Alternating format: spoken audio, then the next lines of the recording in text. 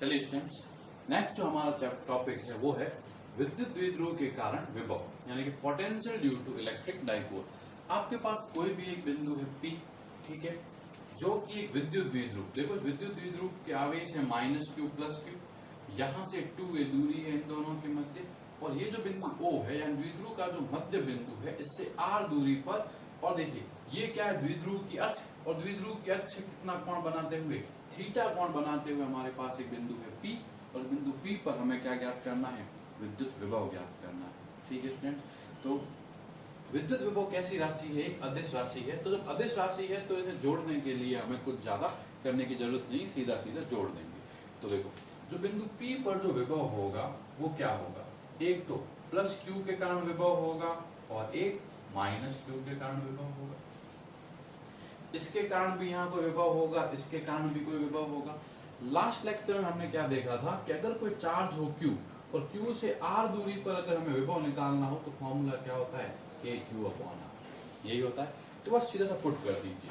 देखो plus Q के कारण क्या होगा, K, ये कितना है Q, और व्हाट, देखो ये दूरी कितनी दे रखी है अपने को R1, तो अपॉन में आप क्या कर दीजिए R1। अब माइनस Q के कारण क्या होगा, तो ये हो जाएगा K minus Q upon R2, इन दोनों को प्लस करना। तो इसके कारण प्लस का Q है तो KQ अपॉन R1, ये माइनस Q है तो माइनस का KQ अपॉन, तो देखो ये दूरी कितनी है R2। क्लियर हुआ यहाँ तक। अब देखिए, अब अगर हम VP देखें तो देखो उसको एडजस्ट करें तो ये क्या हुआ, KQ अपॉन R1, ये माइनस बाहर आया और ये क्या हो गया KQ अपॉन R, यानी ये क्या आ गया, बिंदु P पर विभव आ गया। ठीक है, अब क्वेश्चन है कि R2 और R1 की वैल्यू क्या है, हमें इनको ही जो है सॉल्व करके देखना है गौर से। तो आप गौर से देखो, आप डायग्राम को देखो, और डायग्राम को देखने पे आप ये देखिए कि R1 क्या होगा। तो देखो यहाँ से लेके यहाँ तक की ये दूरी R है, और ये यहाँ से यहाँ तक की दूरी R1 है। तो डायग्राम से देख के पता चल रहा है कि R1 जो है ना वो R से कुछ कम है, आया नहीं। यहाँ देखो ये यहाँ से यहाँ तक की दूरी इस यहाँ से यहाँ तक की दूरी से कुछ कम नजर आ रही, ये तो इतनी है, ये इतनी है, यानी इसका मतलब क्या हुआ कि R1 जो है वो R से कुछ कम है, यानी R1 का मान R में से कुछ घटाने पर प्राप्त होगा। R1 जो है वो R से छोटा है, यानी R में से कुछ कम करेंगे तो हमें क्या प्राप्त होगा, R1 प्राप्त होगा। अब क्वेश्चन है किसे कम करें, तो देखो हम जो है ये यहाँ से यहाँ तक और ये यहाँ से यहाँ तक हम R1 को इक्वल मानेंगे। अब देखो ये अगर यहाँ से यहाँ तक A है, अब हम ये देखना है कि ये यहाँ से यहाँ तक क्या होगा। अब क्वेश्चन है कि हमारा R1 क्या होगा, ये होगा R माइनस ON, जो ये O से लेके N तक की दूरी है, इसको अगर हम R में से कम कर देंगे तो हमारा क्या आ जाएगा, R1 आ जाएगा। ठीक है, अब हम देखते हैं कि ये क्या होगा ON। ठीक है, और पहले हम ये देख लेते हैं कि R2 क्या है। अब इसी प्रकार से आप R2 को देख रहे हो तो R2 क्या है, देखो R2 जो है वो इस R से कुछ बड़ा है। ठीक है, ये R इतना है और R2 इतना है, यानी इसका मतलब क्या है कि R2 जो है R के अंदर कुछ ऐड करने पर आएगा, और क्वेश्चन है क्या ऐड करने पर आएगा, तो ये जो है OM ऐड करने पर आएगा, यानी R के अंदर आप क्या ऐड कर देंगे, हम OM। अब हमें क्या करना है, सिर्फ ON और OM की वैल्यू निकालनी है। ठीक है, तो एक बार के लिए मैं इसको यहाँ करता हूँ। ठीक है, लेकिन अब मैं जैसे ये एग्जाम में करना नहीं, तो मैं समझाने के लिए बता रहा हूँ। गौर से देखो, इस त्रिभुज को देखो, इस त्रिभुज को अपन देख रहे हैं तो ये कुछ इस तरह का त्रिभुज बन रहा है। ठीक है, देखो ये वाला कोण 90, ये कोण 90 के सामने वाली भुजा A, यानी ये भुजा होगी A। ठीक है, फिर मुझे क्या चाहिए, देखो ये वाला कोण हमारा क्या है, थीटा, 90 के ये वाला कोण थीटा। अब मुझे तो यही वाली दूरी चाहिए, इस दूरी को मैंने बोल दिया x। ठीक है, देखो अपने को यही दूरी चाहिए, ये तो हमारा ON है भाई, ये O है, ये N। ठीक है, उल्टा, सॉरी, ये N है और ये हमारा क्या है, O। ठीक है, अब देखो आप अगर इस ट्राइंगल को हम देख रहे हैं तो ये A क्या है, ये A हुआ कर्ण यानी कि हाइपोटेनस, ये थीटा, तो ये क्या हुआ, बेस यानी कि आधार। ठीक है, यानी कि हम बोले अगर हम ये लिखें कि x अपॉन A यानी कि बेस अपॉन हाइपोटेनस, आधार बटा कर्ण, तो ये किसके बराबर हो जाएगा, ये हो जाएगा cos थीटा। ठीक है, बेस अपॉन हाइपोटेनस यानी आधार बटा कर्ण क्या होता है, cos थीटा, यानी x का मान क्या आ गया, सीधा सा A cos थीटा। यानी कि जो ये ओ एन है, ठीक है, अब अगर हम गौर से देखें इस डायग्राम के अंदर, ये जो हमारा ओ एन है वो किसके इक्वल है, हमारा ए कॉस थीटा, यानी ये यहां से लेके यहां तक जो ये साइड है ये किसके बराबर है, ए कॉस थीटा।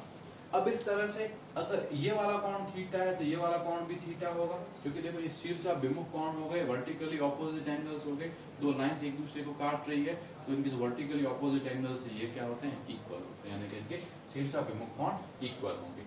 अब फिर से देखो अगर आप इस त्रिभुज को, इस ट्रायंगल को इस तरह से एडजस्ट करोगे तो जो है आपके पास O और M का वैल्यू आ जाएगा, और मैं सॉल्व नहीं कर रहा, मैं आपको बता रहा हूँ कि O M का वैल्यू भी क्या आएगा, A cos थीटा ही आएगा। सब आसान है, देखो 90 के सामने 90 के सामने क्या है, साइड A थीटा, और अपने को यही चाहिए तो यही वाला सेम केस हो गया, तो ये भी किसके इक्वल हो गया, A cos थीटा के इक्वल हो गया। ठीक है स्टूडेंट्स, यानी इसका मतलब क्या हुआ कि हमारा R1 का वैल्यू किसके इक्वल हो गया, R minus A cos theta, ठीक है, और R2 का वैल्यू क्या इक्वल हो गया, R plus A cos theta, यानी कि बिंदु P पर जो विभव है वो क्या हुआ, K Q बटा R minus A cos theta, ठीक है, बीच में हमारा क्या आया माइनस, ये हुआ हमारा K Q, ठीक है, बीच में माइनस K Q, और R2 हमारा क्या हो गया, R प्लस का A cos थीटा, ठीक है, तो VP एलसीएम क्या आ गया, ये आया R minus A cos theta और R plus A cos theta. देखो स्टूडेंट दोनों में से K Q कॉमन आ गया, यहाँ ये वाला गया, तो ये क्या हुआ R plus A cos theta, यहाँ ये गया, देखो ये हुआ माइनस का R प्लस का A cos थीटा, ठीक है, देखो माइनस आएगा यहाँ पर, ये इधर जाएगा तो ब्रैकेट के बाहर माइनस, तो ये माइनस हो जाएगा, ये प्लस हो जाएगा, तो इस R से तो ये वाला R कैंसिल हो गया, यानी VP की वैल्यू क्या आ गई, KQ, तो देखो A cos theta plus A cos theta कितना हो गया, 2A cos theta upon R minus this R plus this, तो A minus B A plus B, तो ये क्या हो गया R square minus A square cos square, यही हुआ। अब स्टूडेंट गौर देखो ये Q इंटू 2A बना, तो Q इंटू 2A इस विद्युत द्विध्रुव के लिए क्या होगा, द्विध्रुव आघूर्ण हो जाएगा, यानी Q इंटू 2A किसके बराबर हो जाएगा, P के बराबर हो जाएगा, यानी कि बिंदु P पर विभव किसके बराबर आया, K ये हुआ P, ये हुआ हमारा cos theta upon R square minus A square cos square theta, ठीक है।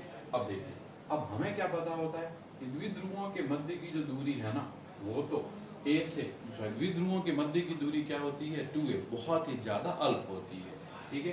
तो जब बहुत ज्यादा अल्प है तो इसका मतलब क्या है, R A से बहुत ज्यादा बड़ा है। अब स्टूडेंट जब R जब A से बहुत ज्यादा बड़ा है, ठीक है, जब R हमारा A से बहुत ज्यादा बड़ा है तो R square minus A square cos square theta लगभग क्या हो जाएगा, R स्क्वायर ही हो जाएगा। बहुत बड़ी संख्या में से आप बहुत छोटी संख्या को घटा भी दोगे तो भी कोई फर्क नहीं पड़ेगा। तो देखो स्टूडेंट VP की वैल्यू क्या आई, ये आई KP cos थीटा अपॉन ये, और क्या हो गया, ये हमारा R,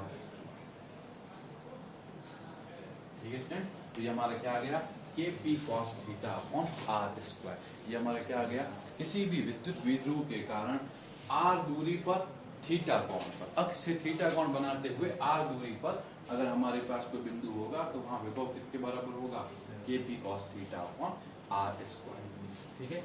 अब हम इसके आगे बढ़ते हैं और ये देखते हैं कि अलग अलग स्थितियों पर कैसे कैसे विभव होंगे, ठीक है। तो देखो सबसे पहले हम ये देखते हैं कि अगर हमारी बिंदु स्थिति कैसी हो, अक्षीय स्थिति हो, यानी कैसी पोजीशन हो हमारी, एक्सियल पोजीशन हो, तो इस कंडीशन में थीटा कितना हो जाएगा, 0 डिग्री। भाई देखो आपका ये डाइपोल है, ये द्विध्रुव है, बिंदु यहाँ पर है, तो यहाँ से ये वाला बिंदु कितना एंगल बनाएगा, 0 डिग्री बनाएगा, ठीक है। तो जब ये 0 हुआ तो देखो V का वैल्यू किसके इक्वल आ गया, ये आया KP cos 0 अपॉन R, यानी सीधा सा क्या आ गया, KP अपॉन R, क्लियर। अब सेकंड है, अगर हमारी इक्वेटोरियल यानी कि हमारी जो स्थिति है वो कैसी हो, निरक्षीय हो, तो ऐसी कंडीशन में थीटा किसके इक्वल हो जाता है, 90 डिग्री, ठीक है। थीटा किसके इक्वल हो जाएगा, 90 डिग्री के। अब 90 डिग्री का होगा तो cos 90 डिग्री की वैल्यू तो क्या होती है 0। तो cos 90 डिग्री आप वैसे रखोगे तो 0 आ गया, यानी v किसके बराबर आ गया 0। ठीक है, यानी इसका मतलब क्या हुआ कि निरक्षीय स्थिति पर विभव का मान कितना होता है 0, यानी कि इक्वेटोरियल पोजीशन पे कितना होता है 0, जबकि एक्सियल यानी कि अक्षीय स्थिति पे कितना होता है Kp/r²। ठीक है स्टूडेंट, तो यहाँ पर एक क्वेश्चन ये बनता है कि यदि किसी बिंदु पर सुनना, यदि किसी बिंदु पर विद्युत विभव शून्य है, यदि किसी बिंदु पर विद्युत विभव शून्य है तो क्या वहां विद्युत क्षेत्र भी शून्य होगा। यानी कि इंग्लिश के अंदर क्वेश्चन ये है कि if potential at a point is 0, is it necessary that electric field at that point will also be 0। यानी कि अगर किसी पॉइंट पे पोटेंशियल 0 है तो क्या इलेक्ट्रिक फील्ड 0 होना जरूरी है। तो आपका आंसर होगा नो। ठीक है, आप लिखोगे नो, यानी कि नहीं। क्यों, आप बोलोगे, आप एग्जांपल दोगे कि जैसे डाइपोल यानी कि विद्युत द्विध्रुव की इक्वेटोरियल यानी कि निरक्षीय स्थिति पर पोटेंशियल तो 0 है, हाँ या नहीं, लेकिन हमें पता है कि यहाँ पर इलेक्ट्रिक फील्ड की वैल्यू किसके इक्वल होती है Kp/r²। ठीक है, यानी कि इलेक्ट्रिक फील्ड तो 0 नहीं होता, लेकिन इलेक्ट्रिक पोटेंशियल क्या होता है 0 होता है। ठीक है स्टूडेंट, तो यहाँ तक जो है हमने क्या देखा कि कोई भी जो डाइपोल होगा यानी विद्युत द्विध्रुव होगा, इसके कारण से किसी भी पॉइंट पे हम जो है पोटेंशियल की वैल्यू किस तरह से कैलकुलेट करें।